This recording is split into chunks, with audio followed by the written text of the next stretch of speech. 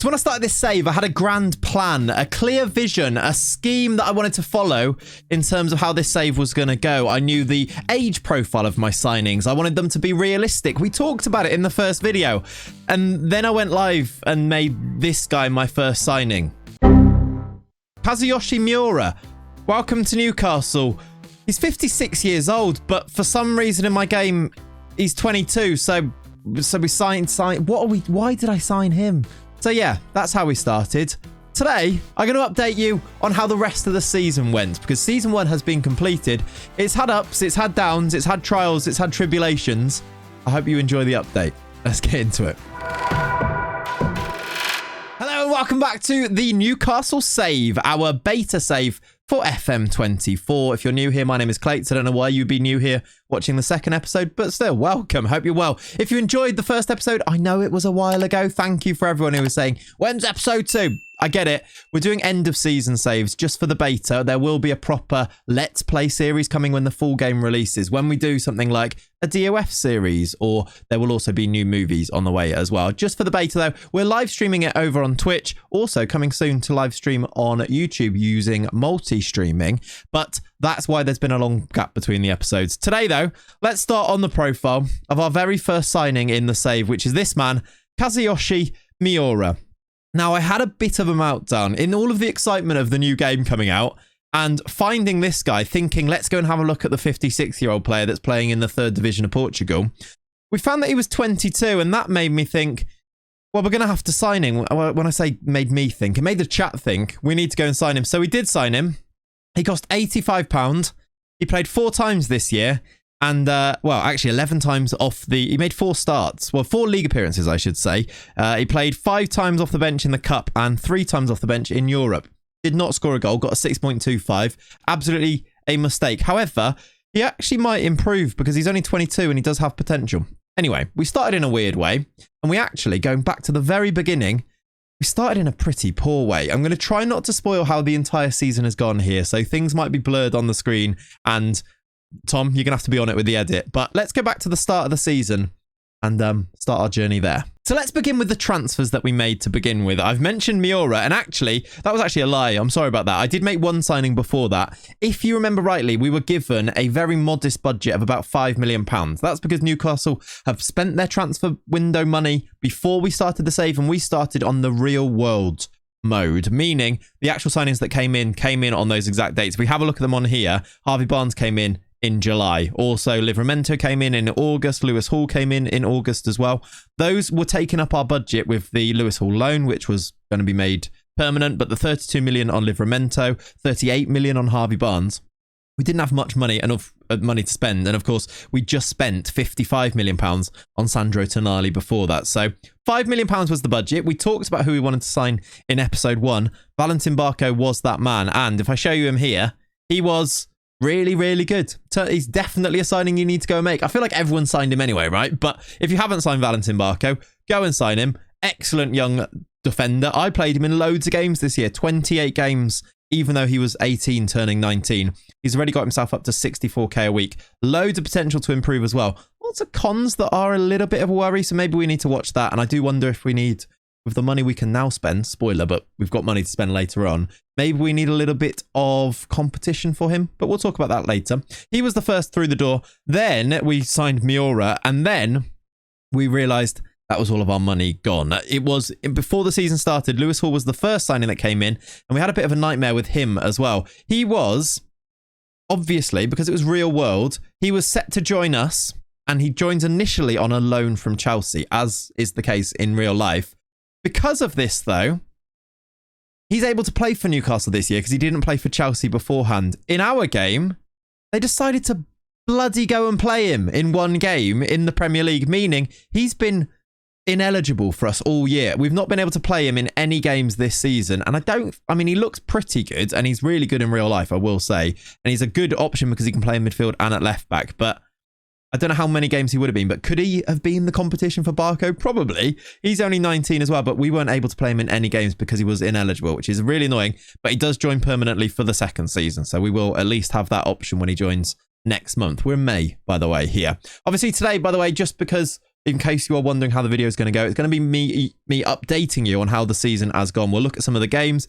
We'll look at how the results have been. We'll look at the transfer we brought in. We'll have a talk about what I'm planning to do for next season. And then if you want to see how that season goes, you can watch live on Twitch or hear live on YouTube as well, because again, live streams are coming. There is then the transfer business, real life transfer business, plus Barco, plus Miura, and also I signed this guy on a free transfer from the USA, who looks like a really good US player. I wonder if it's because the US wasn't loaded in at the start, but he was on a free, so I decided to bring him in. I've loaned him out to Millwall for this year, and he's done okay, played loads of games for them, so there was an extra little bit of bonus business we did. Let's go back to the start of the season. Let's have a look at the first few results, and I can show you the team we played in those games too, because it didn't start great. Okay, so the start of the season then, as you can see, wasn't particularly great. We played Burnley in our first game, away from home, newly promoted Burnley. There's our team. We were missing Isak and Wilson with injuries. I think one of them may have been on the bench. Isak made the bench. They, in fact, both made the bench, but were really injured. And we've had a bit of an issue with injuries to strikers. We've had an issue with injuries generally across the season. I don't know if you're experiencing the same. You probably are in your beta saves. It will be something that I'm sure will be changed when we come to the full release. But injuries were a thing. Anthony Gordon started up front, so you can see our first team here. Barco, great look. Our man of the match at left back. It was Gordon, Barnes, Almiron, Joelinton, Tonali, and Bruno as our midfield three, playing this 4-3-3 system that I believe I showed you in episode 1. The back four was Barco, Botman, Cher, Trippier, and Pope in goal. We were pretty balanced with Burnley, but Burnley went and scored 2 goals in the second half from Brun Larsen, and yeah, we lost this game. First one was from a corner that got headed away. Koleosho to Taylor, back out to Cork, who hit it, and there was Brun Larsen at the back post. And the second also coming from a corner which Brun Larsen took, and it came back to him, and he just kind of ambled in here and scored. It's awful defending, isn't it? And it was a pretty depressing start to our new season, losing away at a newly promoted team. Here, I was like, oh my word, what have I got myself in for? We don't have money to spend. We're not very good. The tactic clearly isn't working. What have I got myself in for? And then we just decided to go and beat the champions. The treble winners, Manchester City 4-0. I mean, where did this come from? Isak was back. Maybe that was the change that changed things here. But a 4-0 confident win from just 5 shots on target. A really low amount of shots in this game. But we managed to make the most of ours by winning 4-0. A first half goal from Isak, which was this one. Horrible Edison mistake, I seem to remember. Yeah, he passed to Isak, who took his chance, popped it into the open net. Then, guess who? Of course, Erling Haaland equalised as they built up from the back again here. Guardiola into De Bruyne. It's so simple, isn't it? But yeah, just Haaland just smashed it in past Pope at the near post. Could he have done better? Maybe. But we didn't let it bother us. No, we did not. Tonali through to Elliot Anderson, who, by the way, very impressed with. Newcastle fans, I'm sure that you love Elliot Anderson. I think he's a local boy, right? And he's a youngster that's come through. I love him as well now. Harvey Bond's got the second there to make it, that was that 3-1? Or, yeah, I think that was 3-1. And then Valentin Barco got his first goal for the club. Deflected free kick nonetheless. But still, a 4-1 win. 97th minute, he got the 4th. I mean, we actually got our 3 winning goals. Can you call them 3 winning goals? 84, 87, 97 to win that game. But still, very happy. And at this point, I was like, okay, maybe we're going to be fine. And then we had another away game, away at Brentford, and lost 2-0. So I mean, what were we? Just a team that gets booked a lot, but what were we? What is wrong with us? Why could we beat Manchester City but lose to Brentford and Burnley? It was a conundrum, and to be honest, I didn't change too much. I just persevered. I felt like the way I'd set the team up should be working. Maybe we needed to tweak things away from home. I came up with a second tactic for away from home with 2 DMs instead of the 1 DM. It didn't make too much of a difference. In the end, I reverted back to the 4-3-3. I think it may have just been a familiarity thing, and they needed to get used to playing the way that I wanted them to. Because when they did, we actually managed to stamp out results like this one away at Brentford. You can see it's a strong team in there. Just the players didn't play very well. We were just comprehensively beaten. We just got loads of yellows. We did, I guess, have a decent XG, but only 6 on target from 14. Easily beaten either way. And then, like I said, we got things together. Maybe it was a familiarity thing. Maybe it was just they were, you know, my new tactics. We actually weren't great in our friendlies. We lost to Benfica and Levante before that. But then we went on a great run and it all seemed to sort itself out. If I just show you the results from here, look. Sheffield United all the way down to Feyenoord in the Champions League. Of course, we were in the Champions League. We did not lose a game, which includes going up against Real Madrid, drawing with them 2-2, beating Wolves 5-1, beating Brighton 5-1 away. So suddenly we decided we could play away from home. We beat Arsenal 1-0, Miguel Almiron with the winner in that one, all the way up until we lost to Feyenoord in the Champions League. And I want to show you this result because it was an important one in the story of our season. We lost to Feyenoord, who... they're a good team. They're doing really well in real life, aren't they? They've got a lot of exciting players in their team. One of them on loan from us, which is Yakuba Minter, who maybe we can use next year. He looks pretty exciting, doesn't he? He's going to have a decent value. Maybe we sell him for profit, or we might use him. We'll see. Either way, he played against us here in a 3-2 win for them, which was marred by the fact that we got 2 red cards. Discipline's been a bit of a problem. Florentino Luis scored the first goal in this one, and you're probably thinking, Florentino Luis? What do you mean? Well, he didn't play for you. Yeah, we got some money in January and we made some more signings. First of which was Florentino Luis to come in, bolster our midfield options. I wanted just an out-and-out defensive midfielder because we've got Bruno who can play deeper. Tonali could play deeper. Joel Linton, I don't think it suits him as much. But in terms of a defensive option, Sean Longstaff might have been the best option in there. I think we could have brought someone who's just a bruiser. He's got 18 tackling, great positioning and mentals, really good stamina. He's kind of like a defensive midfielder, and he was exactly that. We brought him in for £24 million, which could go to 29. Fairly cheap. I know he's fallen out of favour at Benfica, and maybe he's not going to quite reach the heights that Football Manager predicted he would a few years ago, but he looks good in this year's game, and maybe he's the type of player that Newcastle could take a punt on. Do you know what I mean? That he's that type of player that looked like he was going to make it, didn't quite, fell off the tracks a little bit, and then a team comes in and turns him into a superstar. I think Newcastle is that type of team. So I felt like it was realistic. We brought him in and he made an impact immediately by getting sent off in the Champions League. As did, in the second half, Kieran Trippier, whilst we were 1-0 up, and we then capitulated and lost the game 3-2. Isak equalised, in fact, put us back in the lead, and then Ivanusic and Wifer got themselves some goals late on to give Feyenoord the lead. And that was significant because in our Champions League group, despite going to, despite some good wins in there, or drawing to Feyenoord at home, which was disappointing, despite beating Marseille, I believe, home and away in that. Yeah, we did. We beat them 5-0 in the away leg. Despite all of this, and I'll show you those signings now, we ended up dropping out of our Champions League on goal and on head-to-head, I should say, because Feyenoord managed to pick up 8 points. They managed to get a draw away at the Bernabeu. And yeah, we dropped into the Europa League, which was disappointing, I should say. It did make me think, though, maybe we can go and win that Europa League. And that became the new plan. This is annoying, though. That's a little bit unlucky. I feel like we got a little bit FM'd with the red cards and the way that Feyenoord picked up that many points. They beat us and Marseille. They drew away. Oh, they drew at home, to Real Madrid. They did lose them away. We lost at the Bernabeu 3-0, by the way. Comprehensive defeat for us there. Let me show you those January signings who bolstered us in January, of course. We got 99 million to go and spend. What I've learnt is the Newcastle board are going to give you loads of money.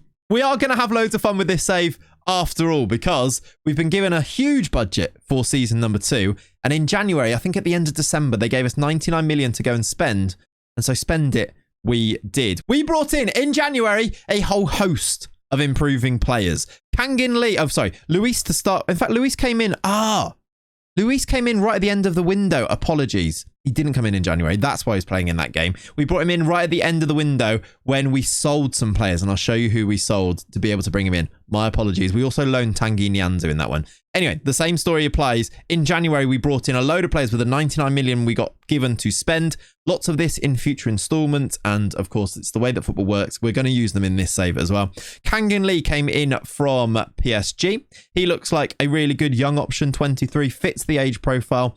I think he's the type that if he did fall out of favour at PSG, Newcastle would bring him in. However, he feels like he's the next big thing at PSG, so maybe this wouldn't happen, but on the game, he was so cheap, I kind of just couldn't resist. So he came for the right-hand side. I felt like we didn't have many left-footed players, so we had Miguel Almiron, and then we needed another one. So Lee Kangin came in to do that. Usman Diomande, after great debate about which centre-back should be our new signing, he won the battle, won the kid, 6'3", 20-year-old from Sporting. Looks so good. He's going to play in this team for a long time. Andre came in because I like him in real life. He's linked with Liverpool. I think he might make that move in January. I hope so anyway. Really cheap, actually, for £12.5 million. Again, another defensive option. So him and Florentino Luis might rotate, and then we play Bruno a little bit further forward, and I think he's really good in that position. Then you've got Bruno and Tonali and Joel Linton in those other two spots.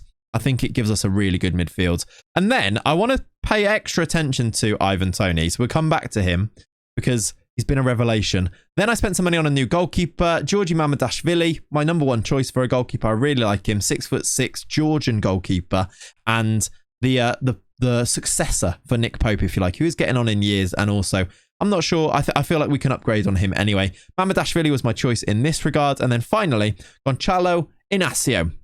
I wanted to bring in a left-footed defender, so I brought in Inacio to partner Diamande, who are both at Sporting beforehand. He's going to be competition for Botman, who is also brilliant.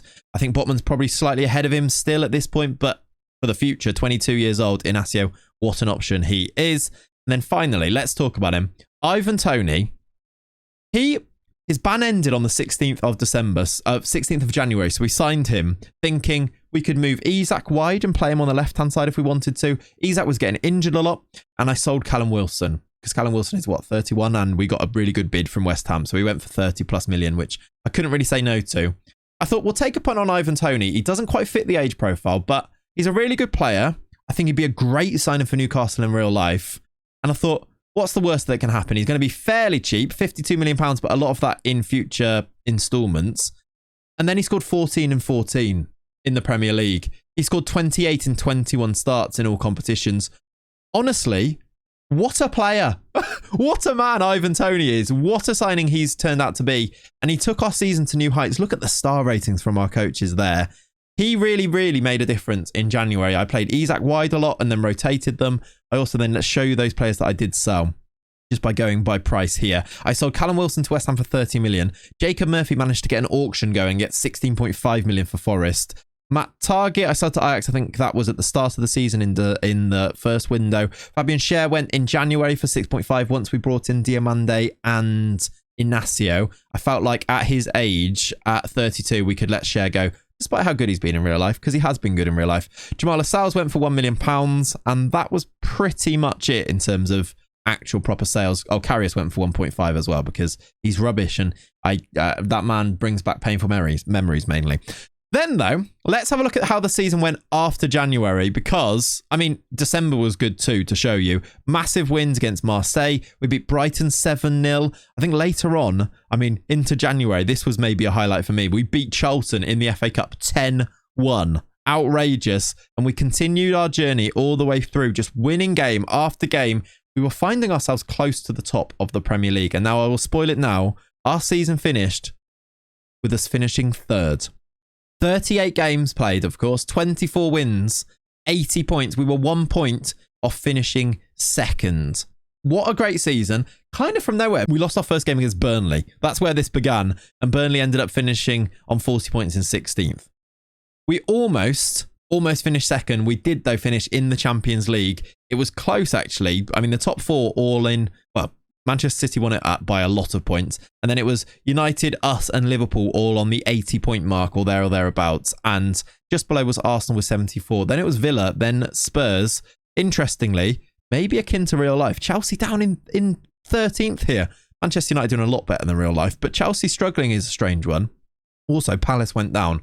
We may have tried to manipulate that slightly because I've got an idea that I want to sign Mark Gay. But don't worry about that. For those type of shenanigans, go to Twitch or watch live here on YouTube. Then, though, the other storylines of our season were our runs in the Cups. We made it all the way to the Carabao Cup final against Spurs, where we lost.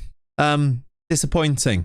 Our first opportunity at Silverware and at Wembley, despite taking the lead, Anthony Gordon across to Lee Kang-in, we managed to lose the game in extra time. Spurs got the equaliser in the first half. At the back post, it was Eric Dyer. And then all the way up into extra time, finally, after 109 minutes, they put together this attack. Sarr threw it as a mistake from Kieran Trippier, who, by the way, made mistakes later on too. So bear that in mind. He's really kind of doing my head in, is Kieran Trippier on this save. So good in real life. Kind of struggling in this save here. Either way, I'll show you what I mean by that. Even though we lost in the Carabao Cup final, there was still chance at silverware for us. We had the FA Cup. We had the Europa League that we dropped into. In the Europa League, let's start with that one. In the Europa League, we managed to get past Sporting with a 3-0 win and a 3-0 win. 6-0 on aggregate in the first round. Quarter-final, we beat Lazio 5-1 in the first leg, then lost the second leg 2-0, but made it all the way through. Then in the semi-final, we had Union Berlin beat them 3-2 and then 1-0. We were in to a Europa League final. Alongside that, and you may have noticed it already, the FA Cup continued with wins against Norwich in the 5th round. We beat Man City on penalties in the quarter-final. This made me think we could go all the way here. Semi-final was Manchester United, and we beat them as well. Sandro Tonali with a 3rd-minute goal. This meant we had 2 more finals to look forward to. We live streamed them, of course we did. And, well, they didn't go particularly well. The first one was the Europa League final. Borussia Dortmund met us there in the final, and we played not particularly well. And do you now see why I've got an issue with Kieran Trippier and why this may end up being his last season? In the 4th minute, he got a yellow card. In the 7th minute, he got a 2nd yellow card. 7 minutes into a European Cup final, and we were down to 10 men. Even despite this, we managed to take the lead. But in the end, it wasn't enough, and we did succumb to defeat. I'll show you those goals here. Isak, when he gave us the lead when we were down to 10 men, I was full of so much hope. This is the goal here, look. Livramento, who came on to be the new right back after Trippier got sent off. And we're on a cross. Isak pops it into the back of the net. We led 1-0, but quite quickly they managed to equalise. There was loads of hope there, and then it was dashed away. I mean, Tom, if you want to put into some lovely little clips of me in anguish after losing these finals at some point in this video, feel free to do so, because there's Emre Can booting in a 2nd. No way have you got a 2nd yellow in 7 minutes. I'm not having it. It's been 7 minutes, Kieran Trippier. How have you been booked twice? What do you mean? We had great character, though. We managed to equalise again. Almiron just bursts past his man here, look, and smashes in at the back post to make it 2-2. And then pure heartbreak later on. Valentin Barco loves a free kick. Our little ginger Argentinian is going to pop this in the back of the net, and we're going to go wild. He's hit the bloody post. In the 82nd minute, our 10 men finally gave up, and Adeyemi smashed it into that roof of the net there. 3-2 to Dortmund, a 2nd cup final that we'd lost in. Next year needs to be our year, and it really does need to be our year, because then in the FA Cup final, we had Liverpool at Wembley for the 2nd time this year, and we lost again. I mean, look at the yellow cards. We are a very, very dirty team. We lost the game 3-2, and I mean, in this one, let me just look at the way that this one ebbed and flowed. Like, Liverpool, of course, they're a brilliant team, very difficult to beat on any day, and then specifically very difficult to beat when you go 2-0 down. Darwin Núñez gave them the lead in the first half. He picks up this rebounded corner and just runs in, look, smashes home. I mean, was that Trippier at right back that got beaten there? I think it might have been. I think I started him and stuck with him. No, it might have been Livramento. Maybe I went with Livramento. Can I click? Yeah, I think I dropped him for Livramento. Either way, Salah then scored the 2nd, and I was kind of giving up until second half. Managed to get back into it. Livramento smashed home. This is why I think he's number 1 at this point. And I was like, okay. And then we got a pen which Isak put into the back of the net. 2-2, heading into extra time. But before extra time could happen, we were so tired after this cup final. I mean, watch Livramento here, and this was all about, he was our most tired player on the pitch, and he just couldn't keep up with Diogo Jota. Look, his little legs are running as fast as they can. Jota runs round him into the box and just gives it to McAllister, who wins it in the 94th minute. 4 minutes added on, and wow, yeah, another cup final lost. It does mean, though, that we go again next year. Champions League qualified for once again. A huge budget given to us, £181 million, with some wage budget too. If I adjust this, which I think I might do to give us more budget at some point. I've got grand plans. I've got players I want to sign. On the screen right now is the 3 that I've already made some contact with. There is Guillaume Rest, who I tried to sign in January and actually got the deal completely done, but then it got cancelled because I'd signed too many under 21 players. Got transfer listed at Toulouse, and I thought he's a fantastic backup goalkeeper, one for the future. 2.8 million I'm signing him for, so hopefully that one goes through. I've had a look at Jean-Claire Todibo. I don't know if I'll do this one, but I just really quite like him as a player in FM, and I feel like he's still got to make that move to a team at some point. So we'll see about this one. We'll let the chat decide whether he's a good idea or not, but I've made the bid. And then finally, after chasing Evan Ferguson very hard in January, I've moved towards Benjamin Sesko for this summer. Now that he's been at Leipzig for a season, he's willing to talk, willing to move. Is he going to be the next big striker? I know he's like maybe a little bit overdone in FM, but I think if Newcastle had the chance to sign him, they'd be all over it. And we've got the money to spend. I wonder if we sign Sesko so that he can rotate with Tony. We play Isak wide, who's been great there, by the way. I know it sounds weird, but he's been really good there. And then we're kind of set for strikers. Another one, by the way, just so that maybe in the comments down below you could let me know. I did sign Karim Kanate in January. This one also got cancelled because of the under-21 thing. Is he a better option than Sesko? He's wanted by Brentford and Leipzig. Maybe Leipzig as the replacement for Sesko there, which is quite fun. And then those are my signings so far. I've got a whole host of ideas of other people I want to go and sign to bolster the team, which looks a little bit like this. I mean, obviously some of these players will change. This might be the most recent one, but the tactic is this. Who do you think I should go and sign for this summer? Let me know in the comments down below. And hopefully you've enjoyed this update video for the end of season 1. I know it's me just talking about it, but I love to share my saves and hopefully you guys enjoy it too. Make sure you subscribe if you do. We'll keep this going. I'll see you again at the end of season number 2. And most importantly, though, have a lovely rest of your day. I'll catch you in the next one. Thanks for watching. Bye-bye.